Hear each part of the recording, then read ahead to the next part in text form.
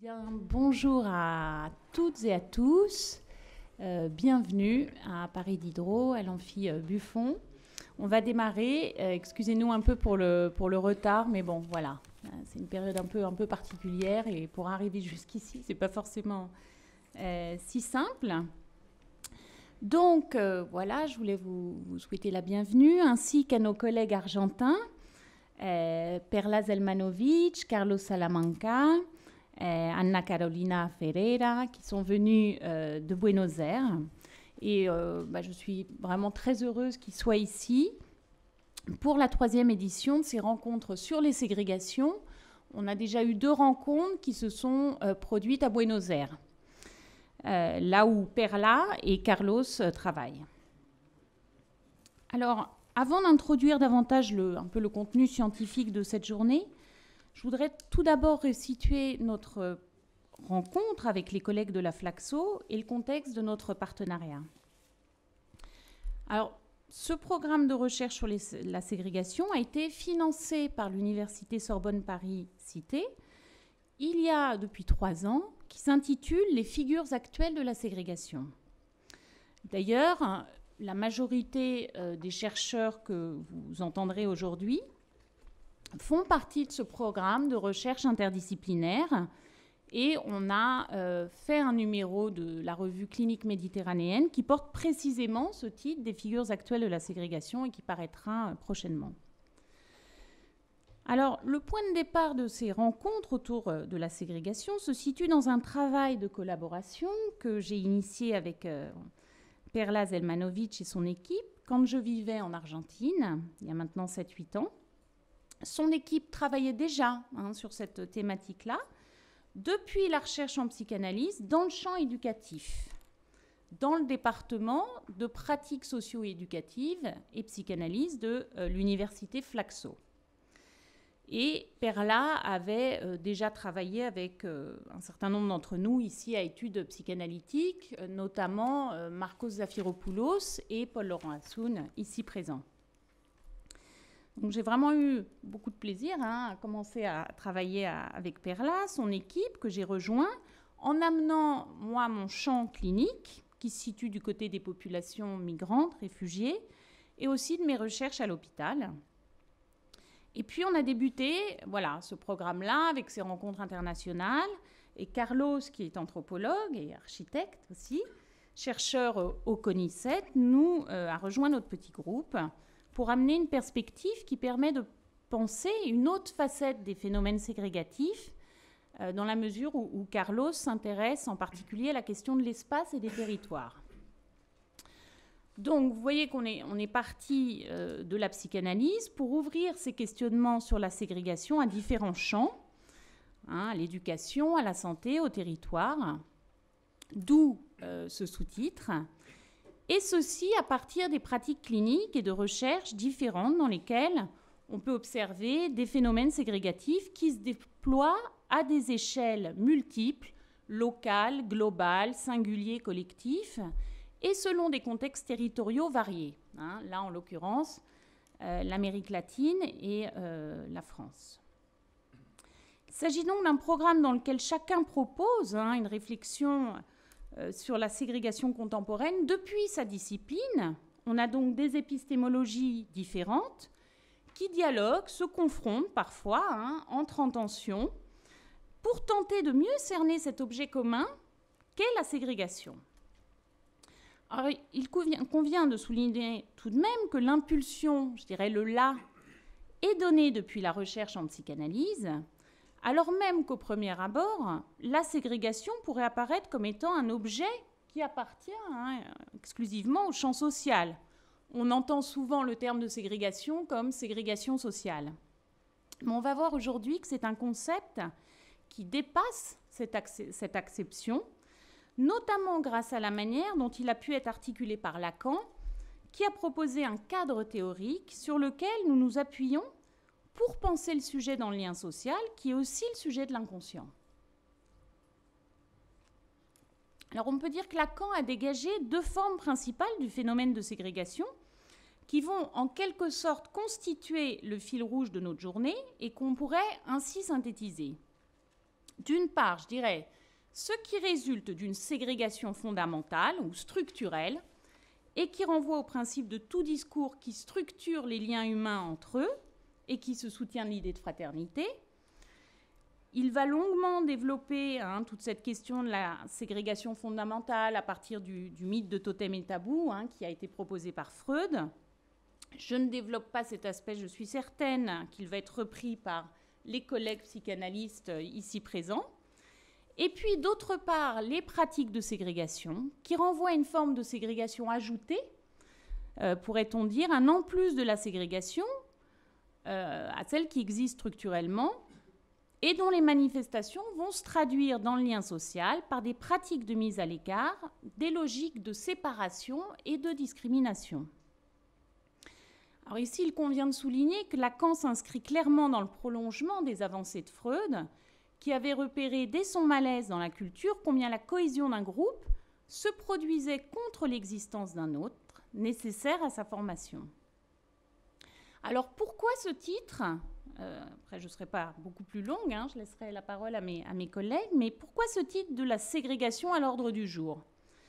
Lacan, justement, avait remarquablement prédit que des ségrégations seraient mises à l'ordre du jour. Il le formulait ainsi quand il évoquait leur expansion dès 1967. Il a ainsi relié les phénomènes ségrégatifs au processus d'universalisation et d'homogénéisation du monde par la science, dans leur articulation au développement des marchés communs. Il dit dans sa proposition du 9 octobre 1967 « Nous avons vu émerger pour notre horreur, là il évoque les camps d'extermination, ce qui ira en se développant comme conséquence du remaniement des groupes sociaux par la science et nommément de l'universalisation qu'elle y introduit. Notre avenir de marché commun trouvera sa balance d'une extension de plus en plus dure des procès de ségrégation. » Partant de ces considérations-là, l'une de nos questions centrales est, je parle un peu au nom des collègues, on a préparé cette introduction ensemble, quelles sont les modalités d'actualisation de la ségrégation dans le lien social aujourd'hui ? Et je dirais ici que bien notre actualité, en particulier ce que nous avons vécu là, tout récemment avec l'irruption comme ça du réel avec ces attentats de janvier, de novembre, nous convoque tous, et en particulier les psychanalystes, les anthropologues, les politologues, les sociologues, pour travailler ces questions-là qui se déploient aujourd'hui dans notre société. Il n'y a pas une discipline qui serait totale pour rendre compte de ces phénomènes si complexes. Qu'on a vu à travers ces événements, comment les tentatives de dissolution du politique, de l'être ensemble, qui se déchaînent avec la haine ségrégative, la destruction se manifeste dans le lien social et ne peuvent pas être pensées sans la dimension du pulsionnel qui œuvre en souterrain chez l'être humain. Donc, aujourd'hui, nous tenterons avec vous de proposer un dialogue entre nos disciplines pour penser ce réel social et politique à l'œuvre. Donc, ce matin-là, je vais laisser la place à mes différents collègues, Alain Vanier, directeur de notre laboratoire, le CRPMS, Antoine Cazé, et nos collègues argentins. Et puis ensuite, ce dialogue sera inauguré par une double conférence d'inauguration, en quelque sorte, avec Michel Agier, qui est anthropologue, et Paul-Laurent Assoun, qui est psychanalyste, et qui donc ouvriront ces débats avec une discussion, une présentation, une discussion. Voilà, donc juste un petit mot de remerciement à tous les intervenants de la journée, aux collègues ici présents, aux doctorantes qui ont aidé, aux étudiantes qui ont aidé, Imen et Wiem, pour la préparation de cette journée. Aussi à Barbara, la traductrice de Perla, mais qui n'est pas encore arrivée, qui ne devrait pas tarder, qui passera la journée avec nous, et à vous tous ici présents. Voilà. Merci. Je laisse la parole à Antoine. Antoine Cazé, donc, qui est vice-président des relations internationales de Paris Diderot. Bonjour à tous. Je suis très heureux, donc, au nom de Paris Diderot, l'Université Paris Diderot, et de sa présidente Christine Clérici, en tant que vice-présidente des relations internationales, de vous accueillir dans cet amphibuffon, dans cette université. Je voudrais commencer par remercier Élise Pestre de m'avoir invité à participer à la présentation de cette journée. Je suis là ex officio en tant que vice-président, mais aussi parce que nous nous connaissons depuis maintenant quelques années et nous travaillons ensemble autour de problématiques de la traduction. Donc voilà, ça me fait très plaisir aussi à titre personnel d'être ici. Je voudrais tout particulièrement accueillir nos collègues argentins de la Flaxo et du département de psychanalyse et pratiques sociales, sa directrice Perla Zelmanovic, Carlos Salamanca également. Dans ce nom, psychanalyse et pratiques sociales, ça m'a immédiatement fait penser que nous avons ici à Paris Diderot 2 UFR, 2 départements, études psychanalytiques et sciences sociales. Et ces 2 UFR sont parmi les plus actives en termes de relations internationales avec l'Amérique latine. Bien sûr, je salue aussi la présence d'Alain Vanier, le directeur de l'équipe de recherche du Centre de recherche Psychanalyse, Médecine, Société. Ces relations avec l'Amérique latine de Paris Diderot sont extrêmement actives depuis longtemps, notamment avec l'Argentine et le Brésil, mais pas seulement, bien sûr. Il y a aussi la Colombie, le Chili et le Mexique. Récemment, nos collègues de sciences sociales, on a actuellement une collègue de sciences sociales, Françoise Lestage, qui est en détachement au Mexique pour 3 ans. Donc il y a une grande activité de relations internationales avec l'Amérique latine, ce dont je ne peux que me réjouir, renforcée par la présence, comme l'a mentionné Élise Pestre tout à l'heure, de Université Sorbonne-Paris-Cité, qui est notre commu à laquelle appartient Paris Diderot, et qui dispose aujourd'hui de 2 antennes permanentes en Amérique du Sud, l'une à Buenos Aires et l'autre à São Paulo.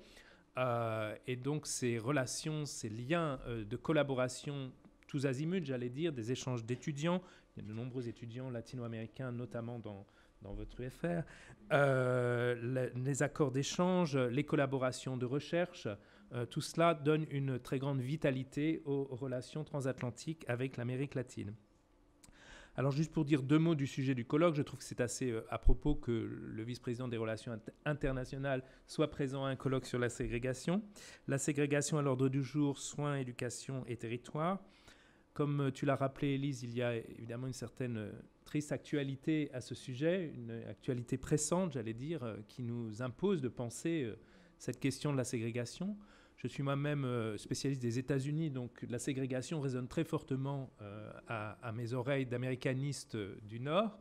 Bien sûr, l'histoire des USA est marquée par la ségrégation.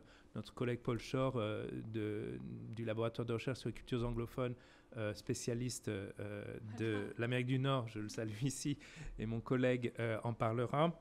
Et j'avais en tête particulièrement le regain de ségrégation aux États-Unis actuellement, avec notamment les événements de Ferguson en août 2014 et toutes les manifestations d'extrême violence qu'on a vues ressurgir alors qu'on pensait peut-être que leur spectre s'était un peu éloigné.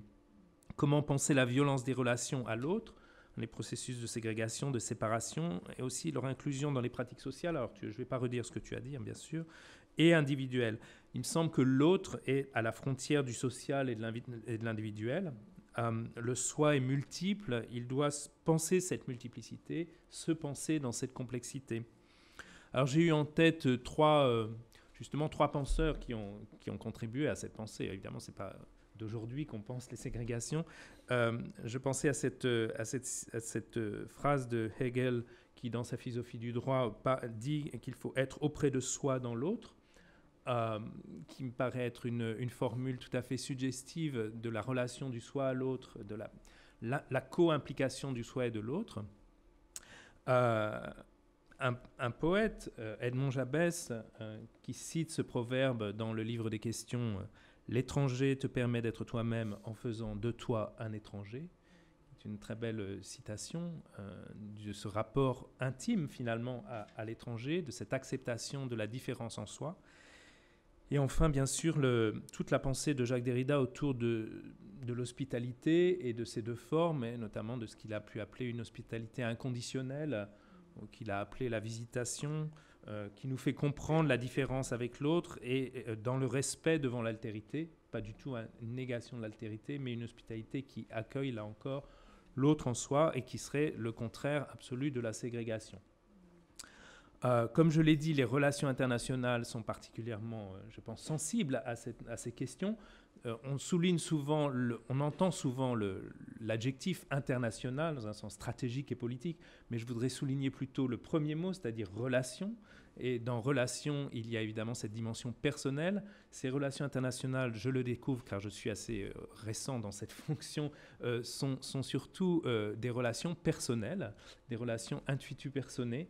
Et je voudrais donc terminer en remerciant vivement celles et ceux qui ont contribué à cette floraison, finalement, ce bouquet d'échanges avec l'Amérique latine. Je pense ici à mon prédécesseur Frédéric Auger et à sa collaboratrice Pilar González, qui a beaucoup œuvré au sein de l'Université Paris Diderot pour développer les relations avec l'Amérique latine.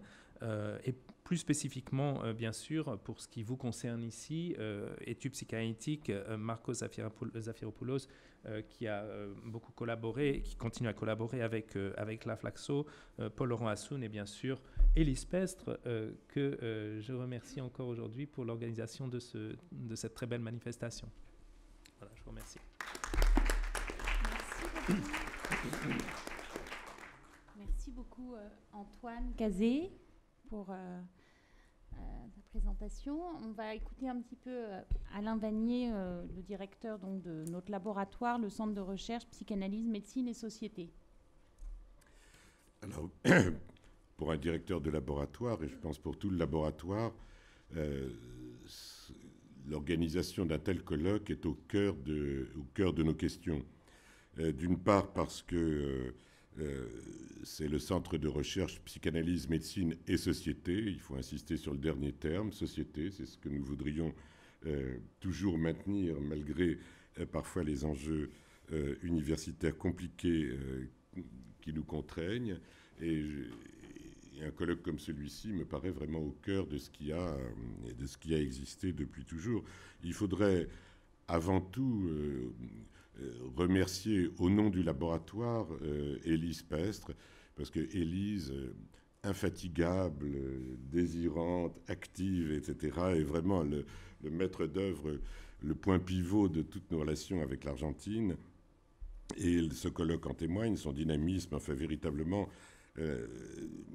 témoigne, manifeste, enfin soutient en tout cas le souhait du laboratoire d'approfondir ces collaborations, d'autant que l'Argentine est un des hauts lieux de la culture psychanalytique dans le monde. Donc c'est quelque chose qu'il faut savoir. Nous avons beaucoup à apprendre et des échanges que nous avons avec nos collègues argentins.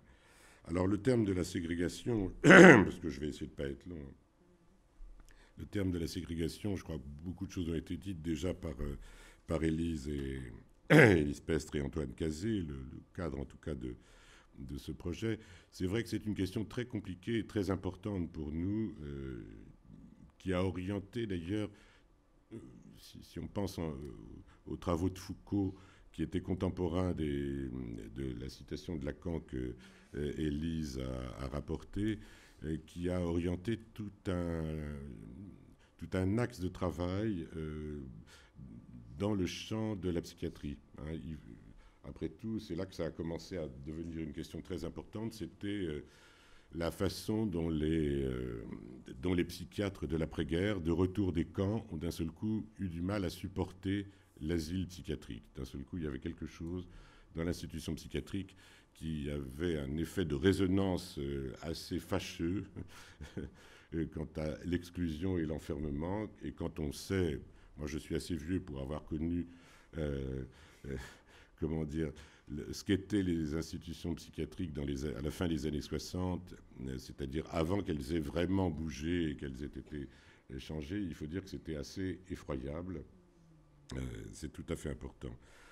Donc le terme de ségrégation est venu beaucoup à ce moment-là. Je pense par exemple à des institutions. Ça a été le maître mot de l'œuvre de quelqu'un comme Maud Manoni, élève de Lacan, s'il en fut. Voilà. Alors le terme de ségrégation, c'est un terme intéressant parce que d'une certaine façon, lui-même, si on regarde l'histoire du mot dans la langue française, on a véritablement tous les enjeux du colloque d'aujourd'hui. Il y a, on se rend compte qu'il y a une ségrégation normale, au fond c'était celle du berger quand il triait à l'intérieur de son troupeau, qui est une ségrégation introduite par le langage. Le langage crée les classes, des ordres, les sexes, les générations, etc., etc. Et il implique un certain codage de ces rapports entre ces groupes ségrégés. Et c'est une ségrégation normale, structurale d'une certaine façon.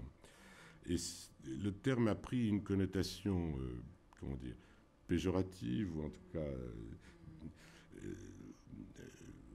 connotation négative que nous lui donnons aujourd'hui, avec la colonisation. C'est-à-dire avec, au fond, une des premières grandes entreprises d'universalisation liées à l'effet de l'avancée du discours de la science. C'est le moment de la colonisation où le terme de ségrégation a organisé les rapports, par exemple, entre colonisateurs et colonisés, organisant les espaces différents, etc. etc. C'est un point, je crois, très, très important, parce que ça rejoint effectivement ce que pouvait dire Lacan sur ce plan, c'est-à-dire que l'effet de l'universalisation, parce que ces deux niveaux de ségrégation sont liés quand même à l'avancée d'un type de discours universalisant qui est celui de la science.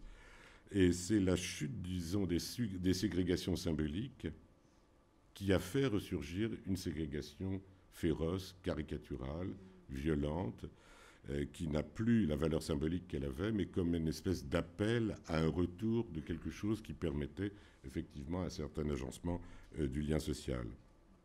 Cette ségrégation féroce diffuse aujourd'hui. Alors, cette ségrégation féroce est devenue aujourd'hui, alors je pense, entre le moment où Lacan parlait en 67 et aujourd'hui, elle est devenue, me semble-t-il, plutôt diffuse. Peut-être que le terme que Lacan avait utilisé à l'époque, dans un autre passage, la ségrégation ramifiée, serait d'une certaine façon assez pertinent. On est passé d'un type d'organisation, disons, disciplinaire, si on suit Deleuze, c'est-à-dire avec le système du grand renfermement, les fous, les indigents, etc., une ségrégation dont la lisibilité était évidente dans l'architecture et la géographie des villes, même si ça le demeure avec les ghettos et les cités, etc. Mais on est passé à une ségrégation qui nécessite une lisibilité ou un mode de lecture différent, me semble-t-il, dans la mesure où, effectivement, dans le monde du contrôle, dans le monde de la dilution des frontières géographiques, en particulier, par exemple, dans certains modes d'organisation sociale, on est passé à quelque chose d'autre qui nécessite, effectivement, et je crois que c'est un des enjeux certainement de ces colloques, qui nécessite et un mode de lecture différent et une stratégie différente pour pouvoir les aborder et les traiter. Alors, je crois que c'est ce qui fait l'actualité, puis, enfin, au fond, le retour dans un acte d'une violence où il y a une négation absolument affirmée de l'autre, tel que nous venons de vivre les événements effroyables d'il y a quelques semaines, me semble donner une actualité tout à fait importante à ce travail, et peut-être aussi à repenser la ségrégation contemporaine sans simplement décalquer. Je ne parle même pas des lectures anciennes, même nos lectures d'il y a 20 ans ou 30 ans. Il y a quelque chose à réactualiser et à réarticuler aujourd'hui, parce que je ne suis pas sûr que, même si les motifs de la ségrégation moderne ne changent pas, les modes d'articulation et ces modes de présence dans le monde aujourd'hui, dans le monde contemporain, me semblent s'être beaucoup modifiés. Voilà. Encore une fois, je voudrais remercier Élise pour la façon dont c'est son désir qui anime toute cette entreprise. Remercier nos collègues d'Argentine qui ont fait ce voyage et tous les enjeux d'une collaboration déjà ancienne, ça a été évoqué via Paul Laurent, Assoun et Marcos Zafiropoulos avec la Flaxo. Et remercier aussi, bien sûr, last but not least, Antoine Cazé et l'Université Paris Diderot, qui, vraiment, pour ce qui est de la collaboration, en tout cas avec l'Amérique latine, mais avec beaucoup d'autres, dans beaucoup d'autres de nos projets, est un soutien sans faille. Merci à tous et très bonne journée de travail.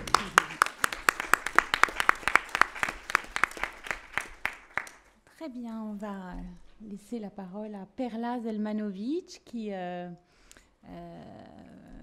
parle espagnol, mais qui a fait vraiment l'effort de préparer un petit bonjour, un salut à tous en français.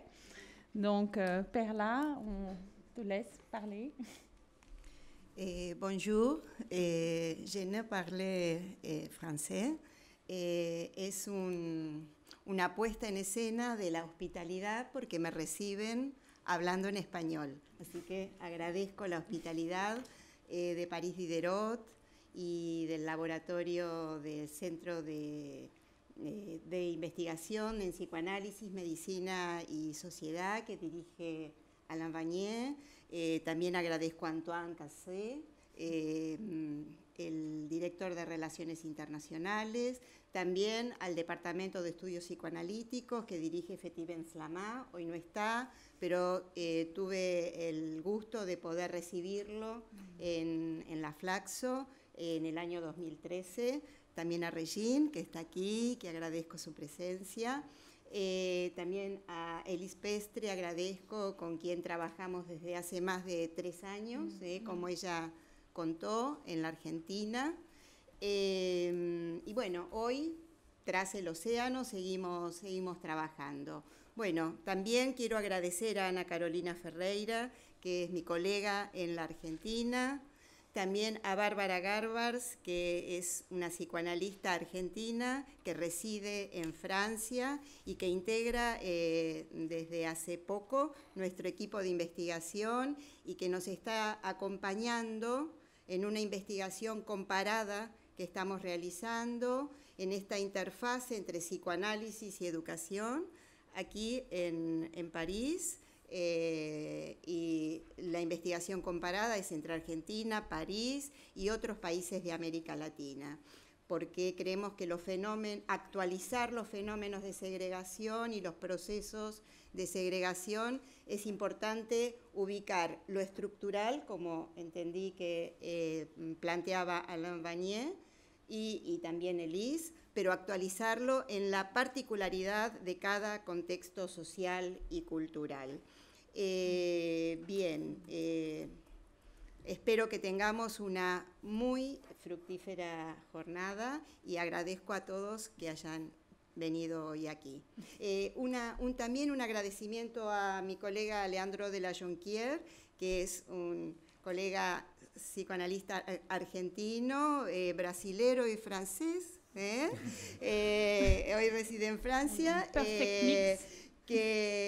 Con quien trabajamos desde hace muchos años en la interfaz entre psicoanálisis y educación. Así que muy contenta de estar aquí. Gracias, Perla. Bon, on vous laisse travailler votre espagnol. Hein. Après, quand Perla interviendra cet après-midi, il y aura Barbara pour l'accompagner et faire la traduction, bien sûr. Hein. Mais ce matin, on laisse la langue venir en espagnol. Carlos donc parle espagnol et français et va introduire les premiers intervenants de la journée. Donc on appelle Paul-Laurent Assoun et Michel Agier, qui vont être présentés par Carlos Salamanca. Bonjour. Tout d'abord, je voudrais remercier tous les intervenants qui l'ont accepté de venir nous joindre dans cette discussion aujourd'hui. Je voulais aussi vous remercier, vous tous, pour être venus pour cette journée. Je profite de l'occasion pour remercier Elis Pestre et Perla Selmanovic pour son invitation dans les discussions de cette équipe à propos de la ségrégation. Quand nous étions en train de penser un peu à l'ouverture de cette journée, mais nous nous sommes dit que ce serait important d'introduire dès le début le dialogue interdisciplinaire. Et c'est pour ça qu'on a fait appel au professeur Michel Agier, qui est un anthropologue. Je vais le présenter tout de suite. Parce que, il travaille depuis longtemps dans des sujets qui sont tout à fait liés à la question de la ségrégation, mais aussi il y a un intérêt dès le début aussi d'un dialogue interdisciplinaire. Donc on lui a fait appel. Et dans ce cadre d'idées, on a parlé aussi avec M. Assoun pour lui proposer ce dialogue interdisciplinaire entre sujet et ségrégation. Et une forme logique et importante de commencer ce débat aujourd'hui. Il nous a paru logique de le faire dans ce dialogue. Alors, avant de les introduire, je les remercie aussi pour avoir accepté cette invitation pour faire l'ouverture de notre journée. Et bon, je passe alors à présenter au professeur Michel Ager. Et Michel Ager, il est anthropologue, directeur d'études à l'École des hautes études en sciences sociales. Il est directeur de recherche à l'Institut de recherche pour le développement. Et il est l'auteur de nombreux livres, parmi lesquels il se trouve « Je me suis réfugié là », « Bord de route en exil », et avec Sarah Prestiani. Et après, il a « La condition cosmopolite, l'anthropologie à l'épreuve du piège identitaire ». Bon, c'est un livre qu'on a travaillé aussi pour faire la traduction et la publication en Argentine. Donc, je vous remercie, Michel, et bon, je vous laisse avec. Merci beaucoup à vous tous. Merci à Elis Pest pour cette invitation, à Carlos, à Perla pour les débuts de dialogue que nous avons déjà eus. Alors, je vais vous proposer une réflexion assez courte que je vais lire, si vous voulez bien, qui pourrait être la base d'un dialogue, ou en tout cas le point à partir duquel je pourrais parler dans ce dialogue, n'étant pas psychanalyste, n'étant pas psychiatre ou psychologue, travaillant en anthropologie sociale et culturelle et politique. Et depuis de nombreuses années maintenant, travaillant auprès d'eux, avec et sur les migrants, les réfugiés, les exilés en général, et m'interrogeant sur les lieux qu'ils traversent et qu'ils habitent. C'est donc sur ce plan-là que je voudrais vous dire quelques mots. D'abord, pour parler peut-être de quelque chose qui serait une transformation entre l'exil d'hier et d'aujourd'hui, et je le ferai très rapidement, il m'a très rapidement semblé évident qu'il y avait une très grande différence entre ces deux grandes temporalités. Nous avions l'habitude d'attribuer à l'exil une dimension spirituelle, intellectuelle, poétique. De grandes figures ont émergé de cette situation de déracinement jusqu'à s'affirmer dans une véritable littérature d'exil. Je pense en particulier à l'intellectuel américain d'origine palestinienne Edward Said et à ses réflexions sur l'exil, ou encore à la philosophe Hannah Arendt qui, la première, a dit comment la condition des réfugiés posait ainsi mise à nu la question de l'État. On peut lire ses réflexions sur l'errance des sans-État et sur la superfluité humaine à la lumière de sa propre expérience de réfugiée allemande aux États-Unis, à New York, où elle est arrivée en 1941, naturalisée américaine 10 ans plus tard. À New York également, et également reçu à la New School, le sociologue autrichien Alfred Schutz, exilé en juillet 1939, a décrit en détail une phénoménologie de l'hybridation culturelle, montrant à partir de sa propre expérience comment des modèles culturels se croisent et se superposent, en partie pour engendrer ce qu'il appelait une nouvelle manière de penser habituelle, toujours syncrétique, singulière, et qui, ayant perdu en évidence ou naturalité, a gagné en objectivité et intelligence du monde. Malgré les pertes, les incertitudes et les souffrances produites par l'exil, les sujets de l'exil ont ainsi pu redonner sens à leur existence, se réancrer, trouver une place, penser ailleurs, selon les mots de Nicole Lapierre, tout en étant bien là, bien réancré quelque part. Cette présence au monde s'est exprimée sous les formes de la performance politique, artistique, narrative, par le récit de soi, faire de soi un autre et ainsi se détacher d'un soi laissé en souffrance. Nous sommes aujourd'hui dans une situation historique radicalement différente, Ceux qu'autrefois on appelait les exilés n'ont plus de lieu d'arrivée à partir duquel ils peuvent construire le récit, le poème ou le parti de leur exil. La figure de l'exilé ne trouve plus à se réaliser, tout simplement parce qu'il n'y a plus de lieu qui soit reconnu comme la place de l'exilé, si ce n'est le lieu du camp, de la mise à l'écart ou du mouvement entravé. On est passé de la grandeur spirituelle de l'exilé à la misère institutionnelle du réfugié, voire de l'étranger sans papier. Le réfugié dépend de politiques reconnaissant son statut de demandeur d'asile ou demandeur d'assistance. La demande d'accès à cette assistance minimale crée une situation très étrange, humiliante, où l'exilé maintenant en vient à mendier pour avoir un statut de réfugié. Avec la chute du mur de Berlin, tout indique, pour reprendre cette rupture, cette bifurcation, ou ce changement de temporalité, tout indique que la nécessité de la rhétorique universaliste qu'on avait vu s'affirmer à la sortie de la Deuxième Guerre mondiale semble avoir disparu, ou bien elle a changé de camp, montrant ainsi le caractère situé et relatif de l'universalisme lui-même.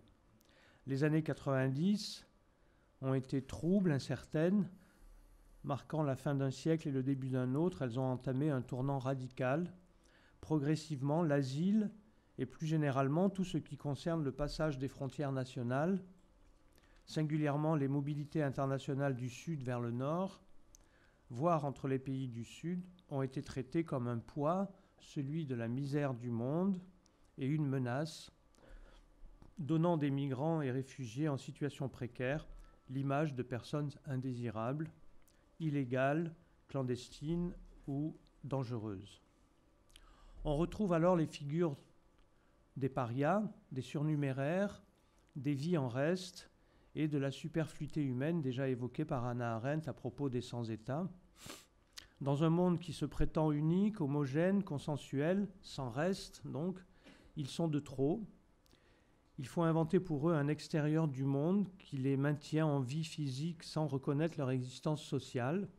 C'est ce que j'avais appelé l'exil intérieur, non pas au sens de la psychologie ou de la psychanalyse, mais au sens d'une anthropologie de la mondialisation, un exil à l'intérieur d'un monde qui est pourtant unique. Il faut bien trouver un dehors à l'intérieur de ce monde unique.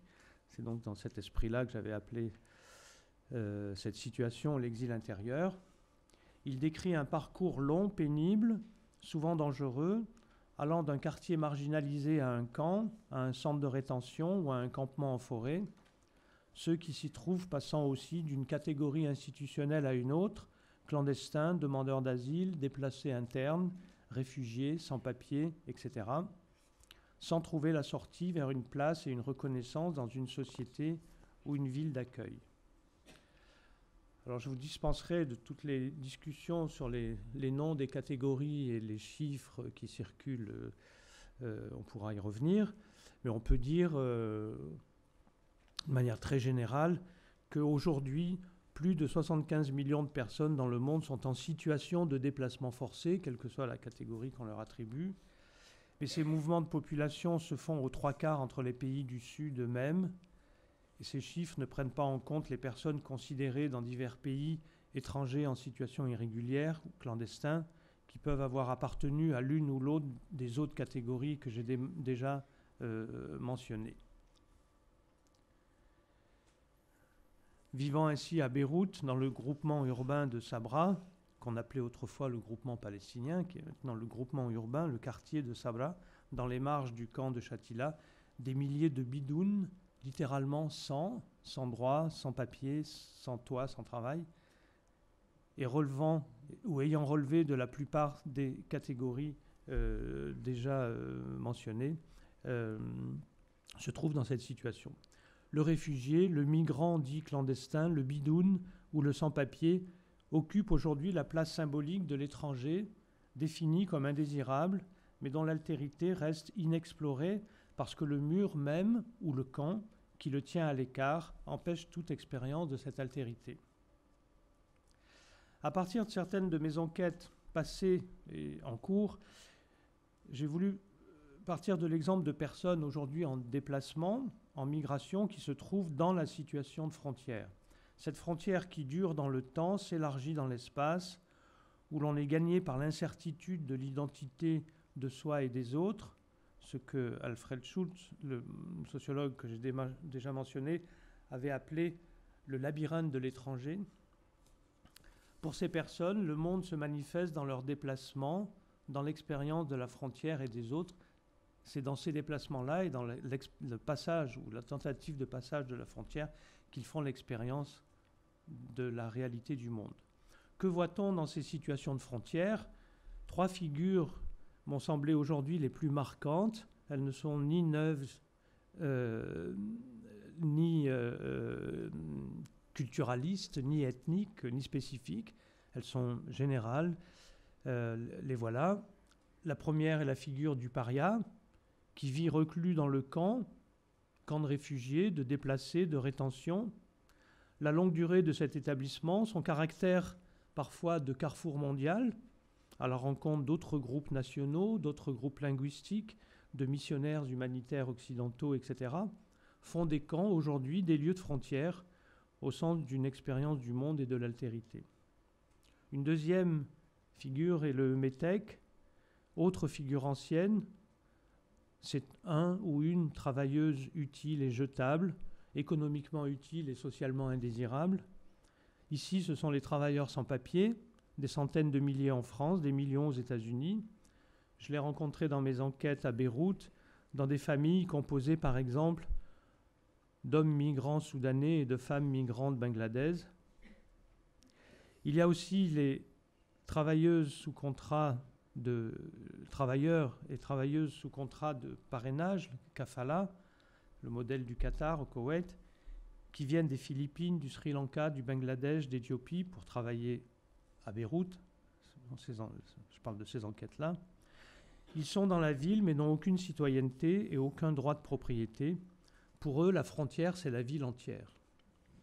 Et puis une troisième figure est celle de l'errant, une figure ancienne, mais qui devient nombreuse et plus visible aujourd'hui, avec l'incertitude du parcours, de la destination, du statut selon les pays, clandestin, illégal, sans papier. C'est un exil qui n'en finit pas. Pour eux, la frontière est un espace large, effrayant, dangereux. La frontière, c'est le désert, la mer Méditerranée, la route elle-même. Pour se donner du courage, se sentir sujet d'un mouvement, sujet d'une marche en avant dont ils ne contrôlent pas les déterminations, ils se disent aventuriers, refusant la compassion victimaire. Alors que ces destins étaient invisibles, bien que des dizaines et des centaines de milliers depuis 2 décennies, et qu'ils pouvaient correspondre à ces mots de Hannah Arendt, il faut rendre les réfugiés célèbres, disait-elle, parce qu'être sans nom était leur deuxième peine, leur deuxième disparition.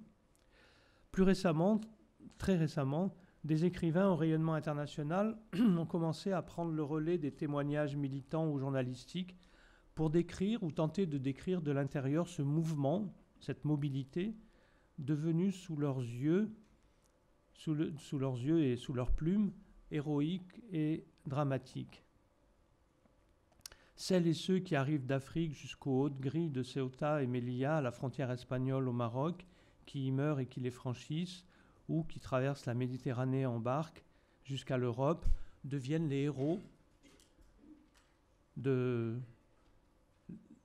l'une des 3 femmes puissantes de Marine Diaye en 2009, l'histoire de Kadi Demba, ou de la nouvelle Barça ou Barsac de Le Clésio en 2011, ou de celle de Delphine Coulin, Samba pour la France, en 2011 encore, ces ouvrages ayant été généralement primés, et la romancière Delphine Coulin s'inspirant de sa propre expérience à la CIMAD pour faire le récit de cet exil-là.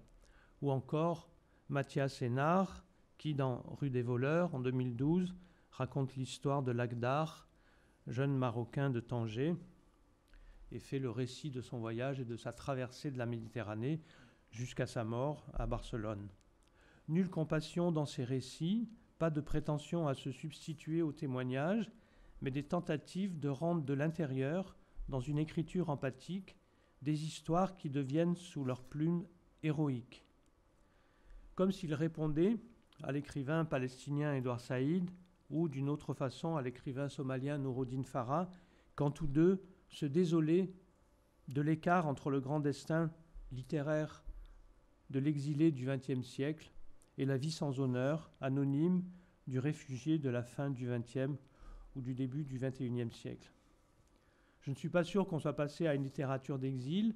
Il me semble plutôt qu'aujourd'hui, la migration, le migrant, dans son développement, dans son déplacement interminable, est devenu une nouvelle scène littéraire. Dans ces romans et ces nouvelles, le mot Barsak est le mot qui apparaît régulièrement.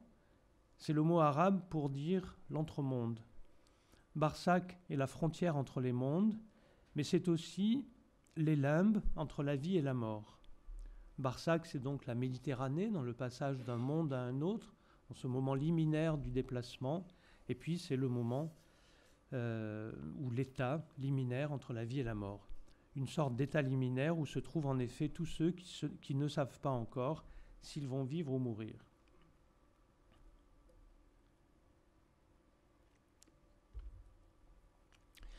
Il y a toujours un décalage entre les représentations que nous avons de nos existences comme des existences racinées, la terre natale, la terre de ma famille, ma maison familiale, et la conscience pragmatique que nous avons en réalité par ailleurs tous les jours de vivre dans un monde qui n'a rien à voir avec cela, un monde fait de mobilité, de déplacement. Si l'on s'abstrait des conditions parfois dramatiques des camps de réfugiés ou de déplacés, si l'on généralise à notre condition contemporaine ce cosmopolitisme ordinaire des migrants, cette expérience du monde qu'ils ont, alors on voit qu'il y a dans cette expérience, résumée par un réfugié libérien en Guinée rencontré dans un camp par la phrase « Je suis de là où je vis », un trait de notre modernité que nous pouvons tous, à différents degrés, vivre et ressentir, et donc cette expérience-là. C'est ce rapport de l'exilé au lieu ou à l'absence de lieu que je voudrais évoquer pour terminer. La mémoire est importante pour l'attachement au lieu, mais dans le cas des exilés, elle est toute délocalisée.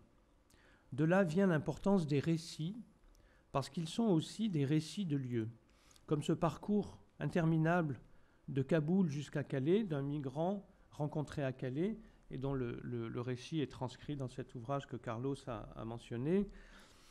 Je me suis réfugié là, bord de route en exil. L'auteur du récit nomme tous les lieux où il est passé, les villes, les montagnes, les campements où il a été arrêté, les centres de rétention où il a été emprisonné, un hôpital où il s'est retrouvé. Une succession de lieux dont l'ensemble finit par prendre une dimension personnelle, par produire une multilocalité qui non seulement constitue le récit, mais aussi constitue son auteur, devenu sujet en tant qu'il est sujet de ce récit-là. Comme dans le cas de celui qui se dit aventurier, la fonction du récit serait donc de recréer un sujet là où il semble avoir disparu sous la succession des contraintes violentes. Chez certains historiens et anthropologues, on trouve les notions de lieu de mémoire chez Pierre Nora ou de lieu anthropologique chez Marc Auger. Ce qui fait le lieu anthropologique, dit ce dernier, c'est un ensemble de relations et de mémoires qui permet à ceux qui vivent dans ce lieu-là de s'identifier à lui, en somme d'y avoir déposé leur identité. En nommant un lieu, c'est la mémoire de soi qui s'inscrit dans ce lieu que l'on nomme, et c'est soi-même que l'on nomme ou que l'on identifie par rapport à ce lieu. Dans la condition de l'exilé ou dans celle du réfugié, la mémoire est délocalisée, ou mieux, peut-être, elle est multilocalisée. Quand on passe 15 jours ici, 15 jours ailleurs, c'est le parcours lui-même qui est le lieu. Cependant, je défends que l'expérience de la mobilité, du parcours lui-même, est toujours l'expérience d'une succession de lieux, en tout cas dans le récit qu'en font ceux qui ont vécu ces mobilités. Il y a le voyage en tant que déplacement, mais dans le voyage, il y a toujours des moments où l'on reste quelque part, une nuit, 2 jours, 3 jours, quelques semaines, des mois, des années, tout en ayant le projet ou le désir de continuer. Ce qui fait la mémoire, c'est ce lieu-ci ou ce lieu-là où l'on est passé, où l'on a séjourné pour une durée plus ou moins longue et où quelque relation s'est établie avec le lieu ou avec des habitants.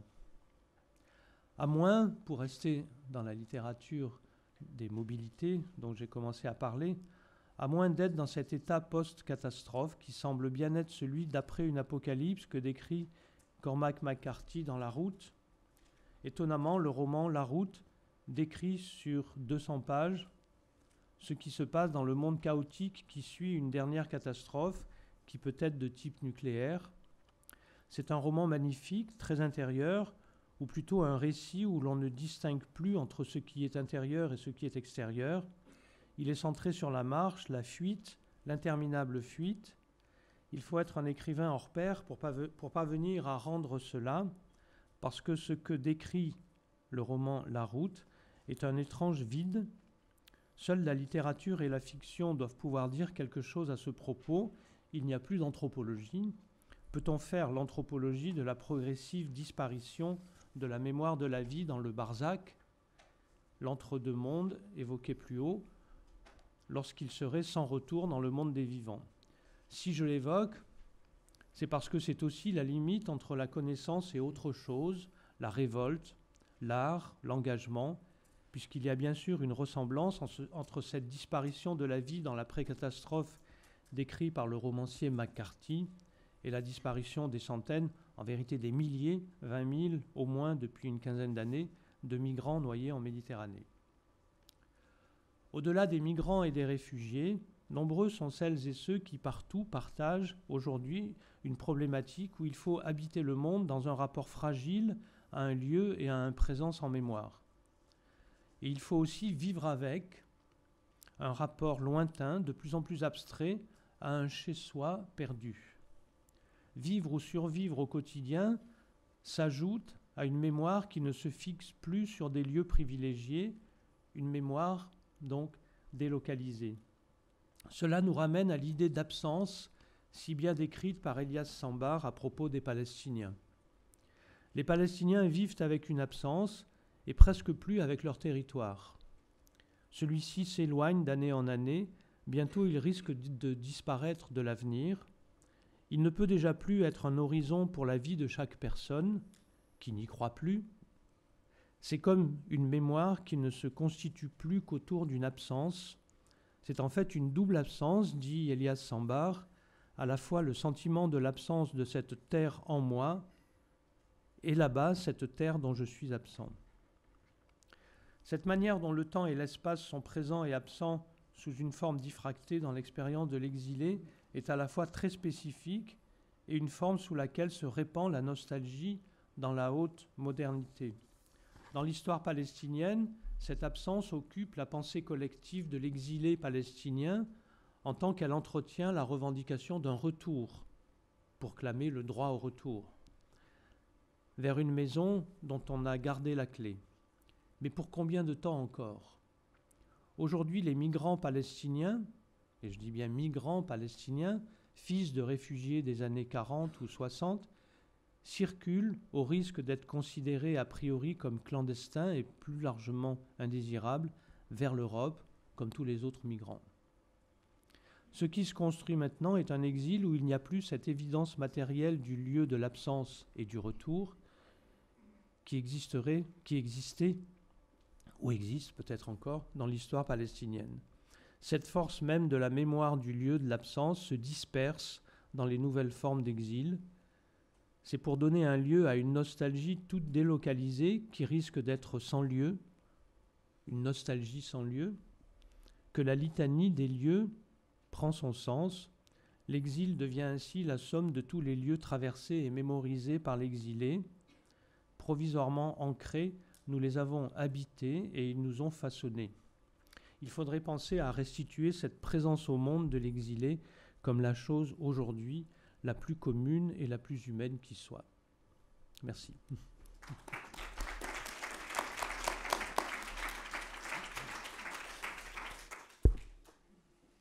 merci beaucoup pour votre intervention. Et bon, je vais présenter le professeur Paul-Laurent Assoun. Il est psychanalyste, professeur d'études psychanalytiques, membre du Centre Recherche Psychanalyse, Médecins et Société.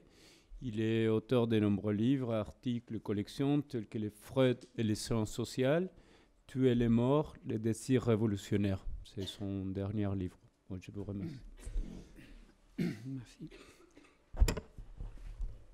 Alors, je suis heureux d'être présent aujourd'hui à un double titre, puisque j'ai l'impression de nouer aujourd'hui deux liens thématiques qui se rejoignent parfaitement, à savoir d'abord cette expérience argentine il y a plus d'une bonne dizaine d'années, où avec Marcos Zafiropoulos, effectivement, au nom de ce qui s'appelait à l'époque l'unité mixte de recherche, psychanalyse et pratique sociale, est allé, n'est-ce pas, rencontrer la Flaxo, vraiment un contact important, je dirais presque, affectueux, enfin, vraiment, surtout d'affinité intellectuelle, ce qui fait qu'on a eu au fond le plaisir de constater que l'anthropologie psychanalytique, pour laquelle nous militions, enfin, scientifiquement, trouvait un accueil. Je vais me placer là d'un point de vue, donc, justement, de l'anthropologie psychanalytique, rencontrant la question de la ségrégation, d'où le second lien, n'est-ce pas, depuis que Élise Pestre m'avait proposé de travailler sur cette notion de ségrégation qui était dans mon horizon de recherche. Mais ça m'a donné l'occasion, et nous avions fait une journée ensemble, que tu avais organisée, de parler de la question de la ségrégation. Donc aujourd'hui, j'ai l'impression que ces deux liens internes-externes se rejoignent. Mon propos, c'est au fond de dire, mon titre est très concis, l'inconscient ségrégatif. C'était le premier jet, puis finalement j'ai laissé ce titre extrêmement concis. Qu'est-ce que la psychanalyse peut dire en propre au fond de l'idée de ségrégation? Voilà. Je vais développer ce titre par là même. Il faudrait plutôt parler du sujet de la ségrégation. C'est-à-dire, il vient d'être question de l'aspect anthropologique. Pour moi aussi, il y a un aspect anthropologique, mais de type analytique, c'est-à-dire qu'est-ce qui se passe dans l'anthropologie quand on y introduit l'hypothèse de l'inconscient. Et donc cette question même du sujet de l'inconscient. Si vous voulez, pour le dire de façon d'abord psychologique, un peu basique, le vécu de la ségrégation. Car je voudrais dire tout de suite, la ségrégation est un état parfois, enfin je dirais tragiquement, souvent tragiquement réel, mais la psychanalyse l'aborde à l'articulation, n'est-ce pas, entre le sujet en tant qu'il vit la ségrégation, qu'il éprouve, et d'autre part l'état lui-même de ségrégation sociale, sociologique.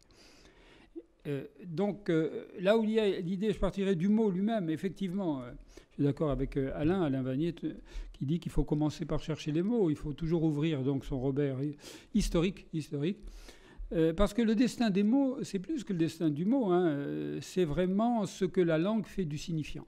C'est toujours extrêmement enseignant et révélateur. Voilà. Or, ségrégare, qui a donné ségrégation, c'est littéralement séparer du troupeau, grex. Voilà. Le troupeau, c'est une réunion d'animaux ou d'individus de la même espèce. Voilà. Donc la ségrégation, c'est d'abord de l'animalité, quoi. C'est séparer du bétail. Effectivement, c'est la pratique du berger, mais c'est aussi la pratique du loup, qui, on le sait, c'est de la psychologie animale, pour repérer la proie, doit la séparer du troupeau. Voilà. La langue, c'est toujours ce qu'elle dit. Voilà. Donc c'est plus que symbolique. Il faut donc parler de ce qui se passe dans le domaine humain, où là, il y a des êtres parlants. Est-ce que les êtres parlants forment un troupeau? Ce mot ségrégation est important. Il est peut-être un piège d'un certain point de vue. C'est un peu d'animaliser cette question pour savoir d'abord s'il y a une pulsion grégaire ou pas, avant de savoir comment on se ségrègue. Voilà. Je vais y venir tout de suite. Freud nous dit, c'est amusant parce que cette idée de ségrégation permet d'attirer l'attention sur ce propos de Freud, qu'il n'y a pas chez l'homme de pulsion grégaire. Bon, je vais expliquer ce qu'il veut dire par là. Mais je voudrais dire quand même, dès l'introduction, qu'on parle de la ségrégation du point de vue de la victime, bien entendu, celui qui subit la ségrégation, mais il y a un acte antérieur qui est, au fond, la position du maître dans l'ordre politique, qui se ségrègue, qui se retire. La ségrégation, c'est d'abord l'acte Je reprends des éléments justement de la contribution écrite, puisqu'il y a une publication qui va se faire autour de cette journée sur la ségrégation dans Clinique méditerranéenne, je signale, où là on peut voir cette ligne de recherche. Mais je voudrais actualiser ces thèses de façon peut-être un peu plus directe aujourd'hui. Mais j'insistais déjà sur le fait que la ségrégation était l'acte du maître sur lui-même, qui met sa maison à part du troupeau. Ce qui nous vient immédiatement, c'est l'apartheid. Dans les discours, j'avais un peu étudié les discours politiques de justification de l'apartheid depuis les années qui ont suivi la Seconde Guerre mondiale, où il y avait cette idée cynique mais de développement séparé. L'apartheid a été théorisé comme développement séparé, avec cette idée que mettre les Noirs à part, c'est leur permettre un développement séparé. Vous voyez comment fonctionne l'idéologie. Bon. C'est un droit à la différence. D'ailleurs, ceux qui mettent l'accent en permanence sur les différences culturelles, communautaires, etc., comme analogie de la différence, devraient réfléchir un peu qu'il y a une version, qui n'est pas la leur, certes, mais enfin, une version du différentialisme comme apartheid. Ce qui nous obligerait à repenser un peu plus universel. Bon. Donc il y a un énorme dossier là, que je signale parce qu'il est à l'arrière-plan d'une réflexion sur la ségrégation. Une fois que le maître a retiré sa maison, eh bien entendu, les deux communautés, les deux mondes plus exactement, celui du maître et celui des esclaves, des ségrégués, vivent à part, dans un espace différent. Voilà, espace différent, ce qui est très important, et aussi deux temporalités hétérogènes. La ségrégation ayant pour but que ça ne se croise pas et que ça ne se métisse pas. Donc l'apartheid, c'est ça, je te renvoie à ton développement. Alors c'est un point important parce que du coup le signifiant dit la mise à part. La mise à part. Et moi-même, du coup, j'ai été amené, comme dans l'exposé précédent, à venir du côté de l'exil, puisque c'est au moment où le sujet est exilé qu'il se sépare. Bon. Mais du coup, ce qui va m'intéresser, c'est le vécu lui-même. Le mot vécu est un peu impropre, puisque l'inconscient, c'est un vécu bizarre, où le sujet est divisé. Donc comment, effectivement, il éprouve dans sa dimension inconsciente la ségrégation.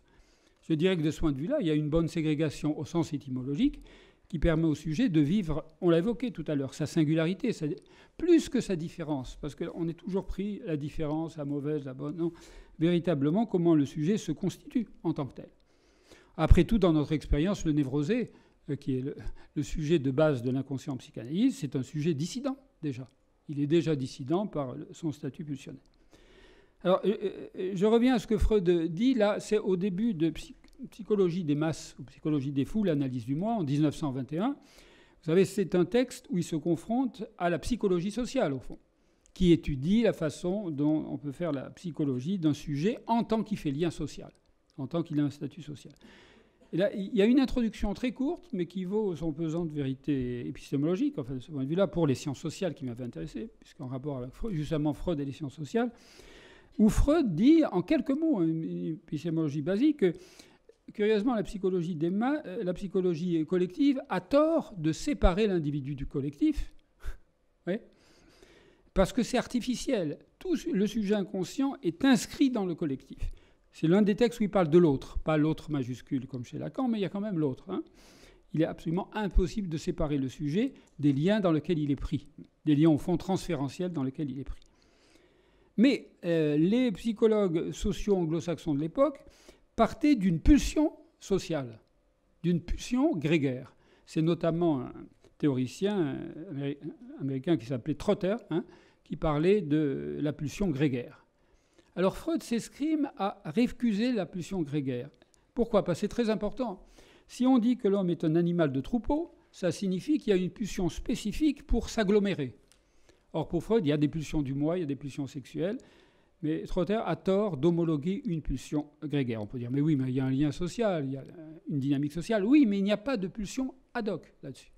Il dit même que Herde en allemand, le troupeau, il dit que l'homme est un animal de horde à l'origine, vous savez l'histoire de cette horde primitive, mais pas un animal de troupeau. Il donne un exemple clinique très simple. Regardez un enfant en bas âge. Regardez ce qui se passe quand cet enfant en bas âge, n'est-ce pas, qui tient sa mère, voit apparaître une personne étrangère. Il ne semble pas présenter une pulsion grégaire particulière. Freud le dit avec humour, hein, quelqu'un du troupeau qui vient, ça ne l'intéresse pas. Ce qu'il lui veut, c'est, enfin, je dirais dans mes termes, son petit autre. Hein. C'est pas que l'enfant ne soit pas sociable, mais plus l'enfant est sûr de son petit autre, plus il sera ouvert à l'autre, ce qui se vérifie tout à fait. Hein. Donc, ce qui veut dire que l'enfant a déjà un préjugé. Il y a une méfiance de l'étranger, oui, mais pas au sens idéologique. C'est le visage qui apparaît de celui qui remplace celui ou celle, plus exactement, qu'on attendait. Hein. Il y a des beaux textes de Pérec là-dessus. Bon. Évidemment, le visage qu'on attend, ce n'est pas celui qu'on a. Voilà. Donc l'enfant lui-même est d'une certaine manière séparé, mais il n'est pas séparé comme un animal de troupeau. Il est séparé, c'est une nuance qui me paraît extrêmement importante. Il est ségrégué au sens où il a besoin de constituer son objet. Il n'y a pas non plus chez Freud de pulsion d'attachement, mais il y a un attachement colossal à la mère. Il y a une énorme confusion là-dessus. On en avait parlé dans le cadre du labo, sur cette notion d'attachement.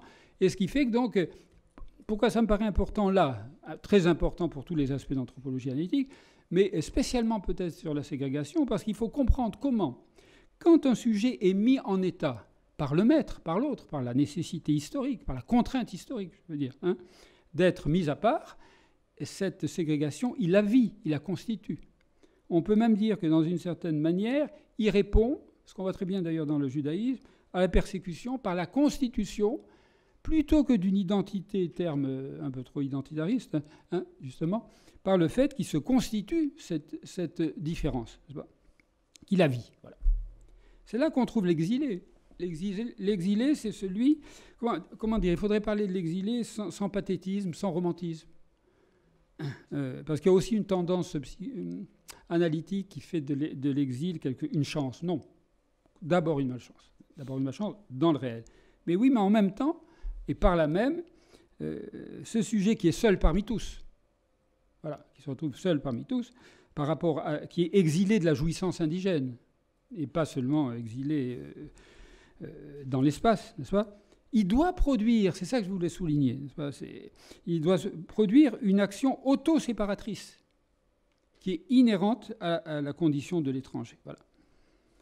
Au fond, être exilé, c'est être par force dégrégarisé. C'est là où ça peut être une chance, au second degré en tout cas, où le sujet rencontre sa différence. Tant que je fais partie de mon petit troupeau local, bon, voilà. D'une certaine manière, je ne me rencontre pas, je me rencontre moi. Je ne parle pas seulement de l'exil, mais enfin, dans notre clinique, nous trouvons ça. Enfin, je vais même parler directement de la clinique dans le social avec le social. Telle femme qui, par exemple, spécialement du côté de la féminité, dès que vous trouvez la question de l'étranger, de l'action autoréparatrice, vous tombez sur le féminin. Hein? Qui, par exemple, est passionné par cette expérience d'être seule dans une ville étrangère, où le corps est séparé, où elle ne parle pas la langue, où il n'y a pas non plus les personnes, les hommes qui font partie de sa vie et qui l'ont déçu. Bon. Et là, il y a une jouissance. Là où certains autres, au contraire, seuls, sans la langue. Parce que c'est ça l'exil. Hein. C'est la langue qui n'est plus là et c'est le corps qui est séparé. Ça, c'est plutôt angoissant. Hein. C'est plutôt angoissant. Justement, vous avez évoqué un peu la question de la globalisation. Ce qui est très intéressant, c'est que dans la globalisation, il y a autre chose. Plus on est globalisé, plus on cherche une petite différence locale, nationale, nationaliste, au sens nationaliste, n'est-ce pas? Donc la globalisation excite la différence, mais la différence imaginaire. Là, il y aurait à faire une différence entre cette différence imaginaire et le fait que le sujet rende compte quelque chose de son authenticité. Voilà. Ce sujet étranger, alors c'est là où je reviens à l'hypothèse que j'avais soutenue dans la journée précédente. Moi, je ne crois pas beaucoup à une clinique de l'exil. Hein. Par contre, à une conjoncture d'exil, une conjoncture exilique, qui oblige le sujet à mettre en acte quelque chose de son inconscient singulier. De même qu'il n'y a pas de traumatologie collective, mais le moment du trauma, c'est le réel où je dois me déclarer quelque chose. Voilà. Alors, quand le sujet est exilé, je dirais, je vais vite, hein, mais donc du coup la formule est un peu directe, hein, le sujet est obligé de rencontrer son corps. Tant que le sujet, n'est-ce pas, a la même langue, tant que le sujet a autour de lui des corps qui lui sont familiers, il peut se régler sur l'image de son semblable. Hein. Quand il est en position d'exil, il est de fait ségrégué. Hein. Le mot n'est peut-être pas très joli comme adjectif, mais enfin c'est ça, c'est bien ça. Mais d'autre part, il produit en quelque sorte un effet de rencontre. Alors ça se traduit très concrètement. Cette formule très étrange de migrant thérapeutique, que je trouve assez inquiétante, cette formule, hein, mais effectivement, ça correspond bien à quelque chose, c'est-à-dire un sujet qui promène son corps et sa maladie d'un pays à l'autre. De toute façon, il est sûr de rencontrer un médecin, d'être coincé par un médecin. Bon, je plaisante là, parce que là, évidemment, le soin est extrêmement important. Mais pourquoi est-ce que le médecin est important? Parce que la maladie somatique, la somatisation, se déclenche par l'exil. Voilà. L'exil remplit les hôpitaux, c'est certain. Et la somatisation, mais c'est tout un autre chantier qui serait plus corps et symptômes, qui renvoie au fait que le sujet, effectivement, a des plaintes somatiques. Voilà. Mais là, on est un peu imprécis. C'est normal, il est un mois affaibli par l'exil, donc il a des problèmes de corps. Non. C'est un moment de symptômes où le sujet se déclare son corps. Voilà. Son corps qui est plus qu'un corps malade, hein, qui est un corps souffrant. Voilà. Donc, je dirais presque que le corps, et c'est là où ça peut nous intéresser, à ce qui me paraît le plus intéressant dans ma recherche personnelle, hein, c'est le rapport entre la dimension d'anthropologie analytique et de clinique du corps. Du clinique du corps, pas seulement du corps, c'est-à-dire le sujet en tant que tel. Voilà. Donc c'est un fait que le corps se déclenche dans l'exil. Ne disons pas qu'il parle. Si on parle de langage du corps, on ne comprend pas que c'est pas de ça qu'il s'agit. C'est au moment où le par-l'être est suspendu, où il ne peut plus parler la langue, où sa langue, il n'entend pas celle de l'autre, et peut-être pire, celle qui parle n'est pas entendue. Voilà. C'est à ce moment-là que le corps déclenche. On a envie de parler du langage du corps, hein, mais le corps se mêle à la conversation, comme dit Freud. C'est plus raisonnable. Voilà. Le corps se mêle à la conversation. Alors on peut appeler ça la maladie de l'exil, mais on va faire une clinique de l'exil. Enfin, très vite, ça peut ronronner. Non. Il me semble qu'il y a un moment, vraiment, une situation extrême où le sujet est confronté à ça. Évidemment, dans le judaïsme, ça a été assez chronique, cette histoire-là, ce qui explique qu'on trouve pas mal de choses dans ce domaine. L'exil, vous savez, au départ, c'est le bannissement, l'idée de tourment et de malheur, avant de dire que c'est quelqu'un qui change de pays. Voilà. Mais l'exilé ne perd pas seulement son pays natal, sa langue, il perd sa domiciliation existentielle. Domiciliation existentielle. Et du coup, bien entendu, le rapport au corps. Mais je veux dire, c'est pas seulement négatif, on peut dire. À partir de ce moment-là, le sujet pâtit réellement de son corps. Et à côté de la médicalisation du trouble, qui est toujours utile, le droit aux soins, c'est évidemment un droit essentiel pour l'exilé, mais en même temps, il y a ce qu'il fait avec cette hystérisation, mais il faudrait voir ce que c'est, ce déclenchement-là. Hein. Quelque chose qui est propre à cette dimension. Je signale que la naissance de la psychologie clinique, ça a été une clinique de l'exil, spécialement dans le domaine militaire, puisque c'est au XVIIe siècle, c'est maintenant de plus en plus connu, n'est-ce pas? Ce sont les militaires qui étaient, par définition, loin de chez eux, qui commençaient à déclencher un symptôme qui, évidemment, inquiétait les armées, de sujets qui sont... C'est en Suisse que c'est né, cette affaire-là. C'était des gens qui avaient le mal des montagnes. Oui, c'était pas encore Heidi, c'était beaucoup plus tragique. Mais bon, la Suisse et l'exil, c'est bon. Et il y a eu de belles descriptions cliniques de ce syndrome, qui est une forme d'acédie. Enfin, vous savez, cette forme de maladie de la solitude, mais il n'y a pas que les moines, il y avait les militaires. Et donc, on trouve un tableau extrêmement intéressant, n'est-ce pas, de ce sujet qui est triste, qui se sépare du groupe, qui se ségrègue, ce qui est extrêmement grave, notamment pour l'armée, puisqu'il faut agir comme un seul homme. C'est comme le moine qui brusquement commence à quitter les autres moines. S'il faut s'isoler, c'est en commun. Mais en voilà un qui est bizarre. Enfin, vous connaissez le syndrome acédique, c'est-à-dire qui commence à regarder le déclin du soleil, qui ne lit plus les textes sacrés, ce qui est quand même un symptôme catastrophique, qui donc se sépare. Ce qui me paraît intéressant, là, c'est que donc, le sujet ségrégué se sépare de l'idéal du groupe. Pour Freud, dans Psychologie des masses aussi, une foule existe, une institution, à partir du moment où une somme d'individus mettent un seul et même objet à la place de leur idéal du moi et en conséquence s'identifient dans leur moi. Pas le temps de développer cette formule forte qui est vraiment la psychologie sociale freudienne, mais je note juste que voilà un sujet qui est un accroc dans la foule, n'est-ce pas, d'où le fait que, bien entendu, l'étranger apparaît comme quelque chose qui freine la jouissance du groupe. Mais à cette condition, il peut devenir un vrai individu. Voilà. Voire, évidemment, toute l'écriture littéraire de l'exil. Voilà.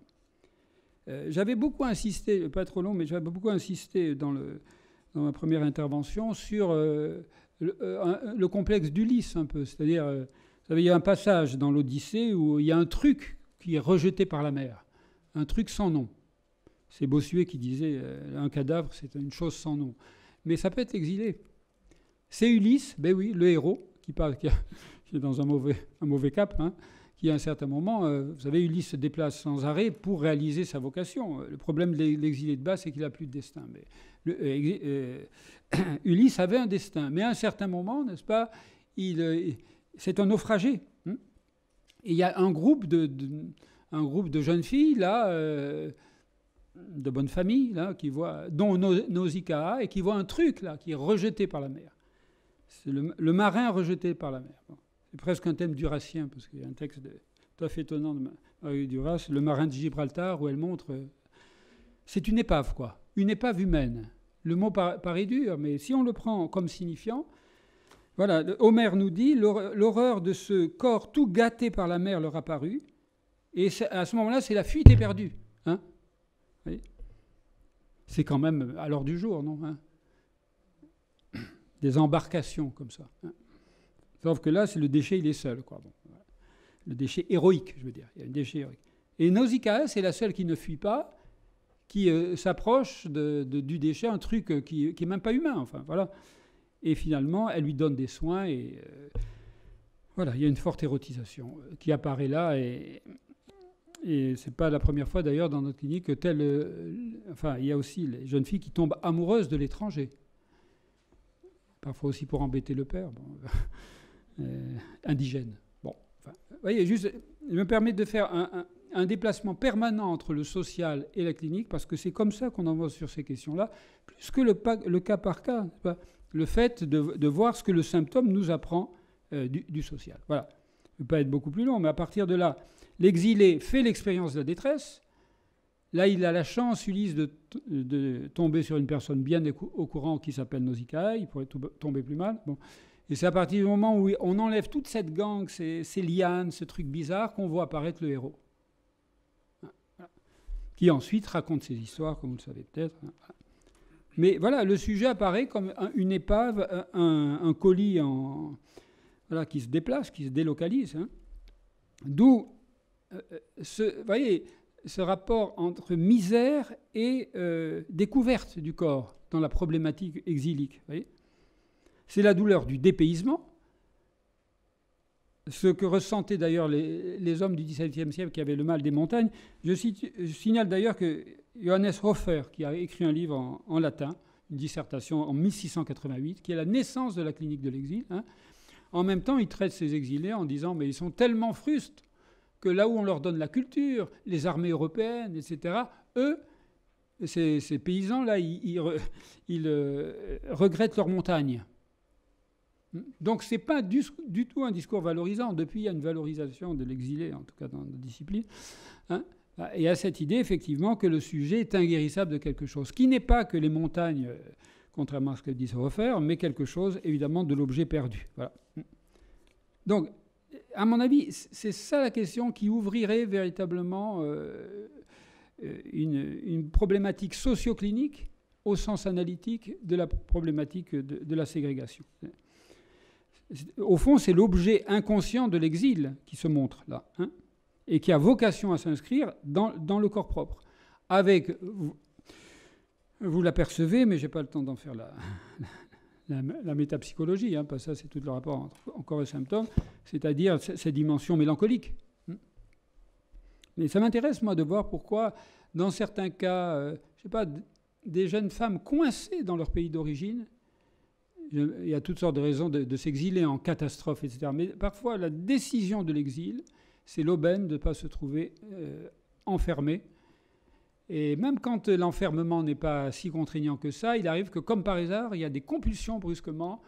J'ai beaucoup d'exemples là-dessus de ces filles, enfin, qui s'aperçoivent que leur destin est fait et qu'il y a comme une pulsion à certains moments, sous un prétexte quelconque, y compris un bon prétexte comme de faire des études, hein, qui se décolonisent, hein, qui se ségrèguent. Et après, impossible de les rapatrier. Vous voyez ce que je veux dire avec rapatrier. Bon, voilà. Impossible de les rapatrier. Parce qu'elles ont trouvé autre chose. L'exilé au féminin a la possibilité de refaire souche. Hein.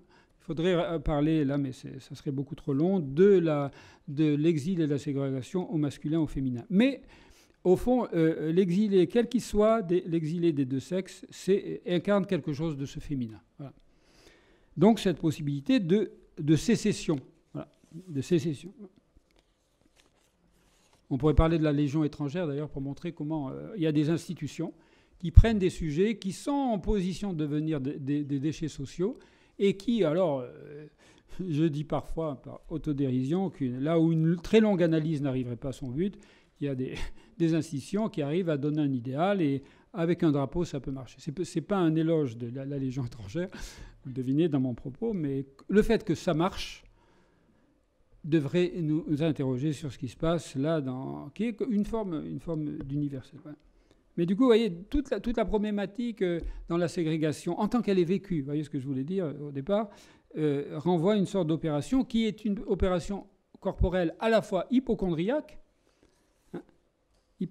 mais l'hypocondrie, vous savez, ce n'est pas une maladie imaginaire, c'est un déplacement de la libido dans le corps. Freud le dit à partir l'hypocondrie, on dit que c'est une maladie imaginaire. Non, évidemment, ça ne se voit pas au scanner. Un déplacement de libido narcissique objectal, ça ne se voit pas au scanner. Mais c'est dans le corps que ça se passe. Ne disons pas qu'un hypocondriaque est un malade imaginaire. Enfin, il souffre le martyre. Donc il y aurait là à faire une clinique de l'hypocondrie, enfin, qui est induite ou révélée par l'exil. C'est pour ça que de ce point de vue-là, en clinique, on ne connaît pas le sujet collectivisé et exilé. On connaît seulement un sujet qui, dans la condition exilique, en profite pour se déclarer son corps, voir sa structure. Puisqu'il y a des sujets, on sait, qui déclenchent dans l'exil quelque chose d'une autodéclaration de la structure. Je n'ai pas le temps, je vois, c'est le signe de vous parler du syndrome de Florence, qui est un moment effectivement intéressant, qui devrait être relu, repéré par une psychiatre, j'allais dire argentine, non, italienne, qui voit de ces sujets qui profitent, si je peux dire, du passage par un musée étranger pour déclencher quelque chose, hein, ce qui fait que l'hôpital de Florence et les musées de Florence deviennent des vases communicants. Voilà. Voilà, donc peut-être c'est ça, c'est ma conclusion, n'est-ce pas? J'aime bien la formule de Nietzsche, le voyageur court après son ombre. Il y a aussi des belles pages de Ségalène là-dessus. Ségalène qui va jusqu'au bout du monde, c'est un grand voyageur, et qui là rencontre son double. Voilà. Il y a des sujets qui... alors on va dire que c'est des borderline, etc., mais il y a aussi des sujets qui cherchent leur ombre en traversant le monde. Donc là où son ombre était, le sujet peut advenir, le voyageur peut advenir. Bon. C'est ça donc qui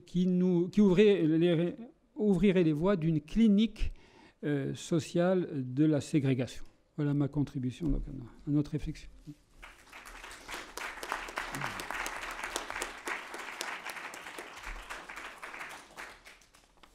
Et merci beaucoup pour Laurent Assou pour votre intervention.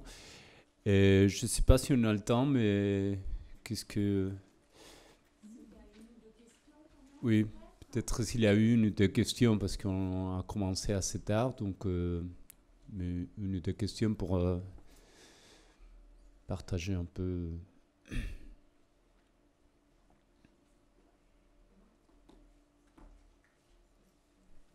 Oui.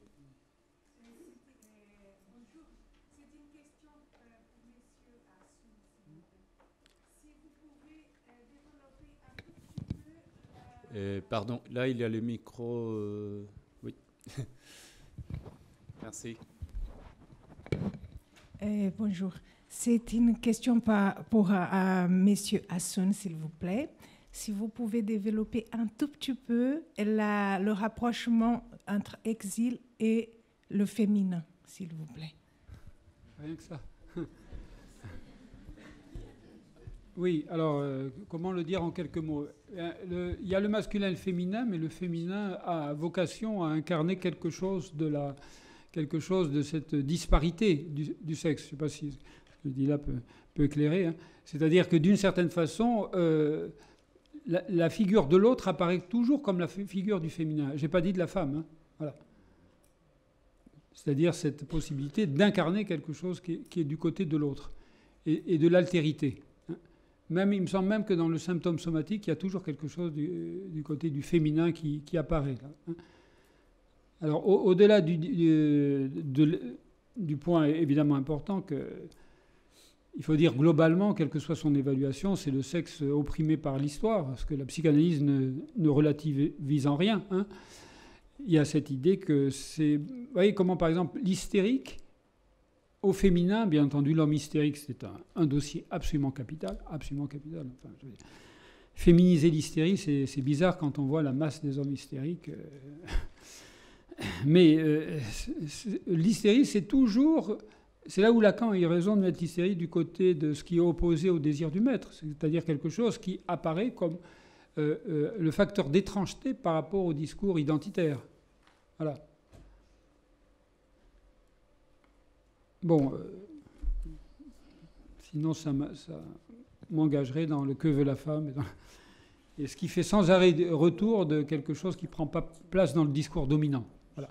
Et ce qui me paraît très important, c'est qu'effectivement, il y a des hommes qui peuvent endosser cette position. L'opposant est toujours dans cette position-là, ce qui fait d'ailleurs qu'en général, le discours du maître cherche à hystériser l'opposant pour en faire un agitateur. Voilà, c'est plus qu'une position de réalité psychopathologique, c'est une position de discours. Alors, il faudrait voir à partir de là. Je l'ai évoqué avec telle femme qui s'exile pour vivre son féminin. Ça peut être réussi ou non, l'exil. Hein. Mais bon, il y a comme une idéologie de virilité de l'indigène. Et la haine de l'altérité tombe toujours, on voit bien comment la haine de l'altérité tombe toujours sur la femme. Enfin, hein. Bon, je ne peux pas en dire beaucoup plus sans confisquer la parole. Est-ce qu'il y a une autre question ? Non, il aurait fallu, mais je crois que ça va continuer, avoir un débat avec le discours anthropologique, parce que on voit qu'on a les éléments avec des exposés d'un tel débat. Michel, est-ce que tu as, vous savez, quelque chose à... Non, écoutez, très rapidement, parce que là, je crois qu'on va pas prendre trop sur le temps de... Je pense qu'effectivement, il y a des éléments qui pourraient débattre. Je pense qu'effectivement, il y a des niveaux de discours, il y a des niveaux de captation de la réalité qui sont évidemment avec des approches, je ne vais pas dire des méthodologies, mais enfin des épistémologies différentes. Mais moi, personnellement, j'ai fait... Lorsque j'évoquais effectivement la perte de lieu, la mémoire multilocalisée ou délocalisée et la nostalgie sans lieu, je pense qu'on est un peu dans la... il y a l'idée de la perte de la domiciliation existentielle, mais il y a aussi la libération, l'émancipation de l'exilé. Enfin, je veux dire, une philosophe a évoqué le fait que finalement, dans ce monde d'exil, on trouve l'intelligence la plus décolonisée. L'idée de la décolonisation est associée à la délocalisation et finalement de s'extraire des lieux, même si on ne l'a pas forcément choisi, et se trouver dans un entre-deux qui est l'espace de la frontière. Donc c'est avoir une pensée décolonisée, ou en tout cas c'est avoir le terreau pour une pensée décolonisée et donc émancipé de quelque chose. Il y a aussi tout le débat qu'on appellera, que vous avez évoqué d'ailleurs, sous le nom de mélancolie, qui serait, si je m'avance un tout petit peu dans des zones qui ne sont pas les miennes, qui serait entre guillemets la pathologie de la nostalgie. Et la nostalgie, c'est comment avoir une nostalgie sans lieu. C'est bien ça le problème où on se trouve dans l'accumulation aujourd'hui d'un exil, à la différence de l'exilé palestinien, de l'exilé juif, qui ont toujours une une mémoire et qui ont un projet qui entretient la grandeur de l'exil et le discours de l'exil. Aujourd'hui, on n'a plus rien qui entretient la grandeur de l'exil, si ce n'est, donc c'est pour ça que j'essayais de tracer ça, si ce n'est les mots de l'aventure, le voyage lui-même, la multilocalité, les nouvelles versions de l'errance, etc., qui deviennent le lieu. Et paradoxalement, je pense qu'on a aujourd'hui des attitudes nostalgiques sans lieu, c'est-à-dire que quelque chose qui devient de plus en plus fictionnel. Les fictions de lieu, je ne sais pas, le fait, par exemple, sur des terrains communs possibles, l'usage systématique du ou des portables parmi les migrants, par exemple, les connexions de plus en plus virtualisées, et puis l'invention fictionnelle de référents qui, dans la réalité, ont été complètement détruits ou ont été complètement rejetés. Enfin, j'entends très bien aussi l'idée que l'exil, c'est je me ségrègue d'eux, enfin, je me suis ségrégué d'eux, et pas seulement j'ai été ségrégué d'eux. Et donc il y a une dimension d'acteur, enfin, du sujet lacanien, mais qui est aussi le sujet de Zizek ou le sujet de Jacques Rancière, pour moi, dont je fais davantage l'usage dans mes recherches, qui est un sujet qui renverse son assujettissement en une forme d'existence où il recrée son existence dans un contexte qui est celui d'une mise à l'écart, effectivement, d'un apartheid. Moi, j'ai utilisé beaucoup depuis nombreuses années cette analyse-là d'un apartheid généralisé, global, entre les camps de réfugiés d'un côté et les gated communities de l'autre, par exemple. Bon, donc là, je pense effectivement il y a des terrains d'échange. Merci beaucoup. On vous remercie encore pour avoir accepté l'invitation à l'ouverture.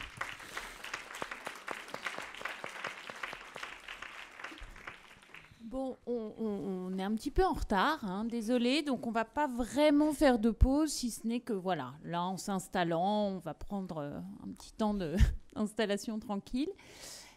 Pour la prochaine table ronde, donc on a lancé un peu le débat, si je puis dire, aussi, hein, anthropologie et psychanalyse.